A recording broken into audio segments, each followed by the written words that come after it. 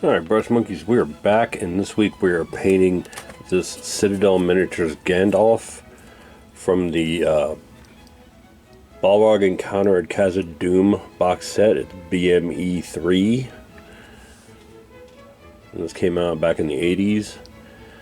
For some reason the set only had the Balrog, Gandalf, Boromir, and Aragorn. And I've done Boromir and Aragorn already, so now we're doing Gandalf. I have since lost the Balrog because it was kind of poorly designed and put a lot of weight onto a very thin ankle joint and couldn't support that weight. So unfortunately the Balrog has kind of gone away, but still have Gandalf here to do. So we're going to go ahead and do him.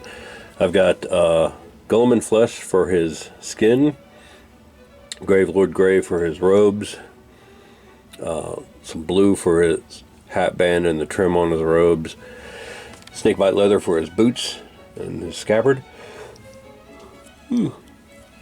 excuse me, Dark Wood for his staff, Holy White and Longbeard Grey for his beard and hair, Blackened Steel and Gunmetal for his sword and sword hilt there. And then, of course, for the basing, we're doing the usual Absolution Green, Niblet Green Dry Brush, and Forest Green Base Band.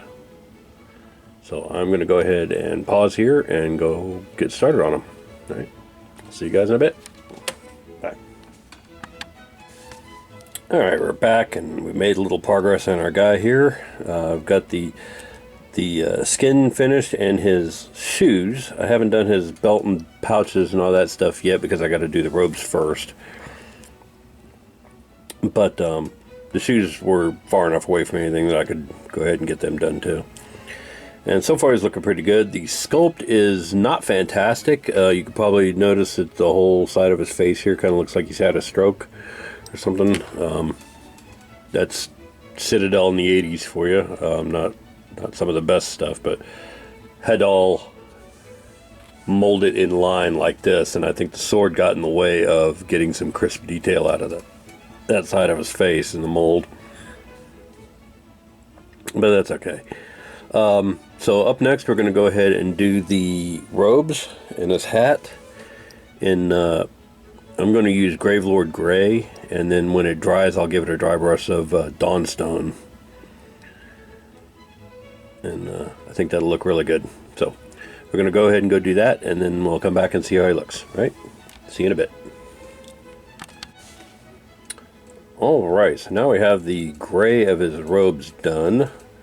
And the Gravelord Grey is really, really dark gray, and then the Dawnstone kind of helps highlight that up a little bit. Excuse me.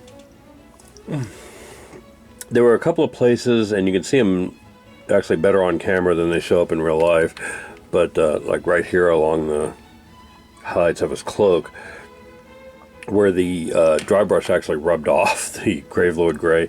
Gravelord Grey is one of those ones I may have to go back to using Basilicanum Grey from Citadel to prevent that, because some of the speed paints from Army Painter tend to rub off a little bit. But that's that. Next we're going to do the blue trim on his robes. And then I'm going to go back, do the belt and his pouch and that little sash thing there in Wraithbone, so that we can do those in Snakebite Leather. And yeah, we're making progress on them. So, see you in a bit. Bye. Alright, we made a lot more progress on our guy here. We got the trim on his hat and cloak done and highlighted, and it looks really good. Having that little detail raised up off the rest of the model helped a little bit. Made that look a little better. Also got his leathers and his scabbard painted with wildwood, and got his beard painted with the gray wolf, which is or wolf gray, excuse me. This is a Vallejo game color. This is essentially the equivalent of the gray seer. It's the same shade of gray. So I'll be able to do his beard here in the holy white, and then dry brush it with Longbeard gray, and I'll be able to do his leathers here in snakebite leather. So getting closer to getting done. So I'm going to go ahead and do those, and then we'll come back and take a look at them. All right, see you in a bit. Alright, so we got the leathers painted, and we got his beard at least base coated, and got the holy white on there. I haven't done the Longbeard gray dry brush yet, but that's up next. I also noticed while I was painting his hat band that he's got his pipe stuck in his hat up here. So I base coated that with a little wraith bone, and painted it with pallid bone, so it gives that nice kind of polished wood look. So up next we're going to dry brush the beard once that finishes drying, and then we're going to do the wood on his staff here in dark wood. So he's coming along pretty well. See you in a bit. Alright, so I finished his staff. Got it all painted up with the dark wood and gave it a dry brush of Sylvaneth bark, and then did his sword with blackened steel hilt and pommel, but for his blade I did a combination of gunmetal and plate mail metal, so you got that kind of almost not quite OSL, non-metallic metal, true metallic metal, excuse me, look on the blade. Made it real nice and shiny. Did the edges with the shining silver, so looks really good. So for all intents and purposes, with the exception of the base, our guy is done. I just need to do the Absolution green and Niblet green on the base, and then do the base band with Forest green. You've seen me do that a dozen times, so I'm going to go ahead and go do that, and the next time you see this guy, he'll be completely finished. So thanks for watching, and I will see you guys in a bit. Bye. Alright, boys and girls, there is our finished Gandalf the Grey from the Citadel Balrog Encounter at Khazad-dûm set. From Citadel Miniatures, it's BM03. Came out in the 1980s. Somewhere around 85, 86, something like that. I think he looks really good. I'm pretty happy with how he turned out.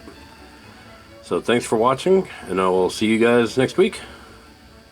Bye.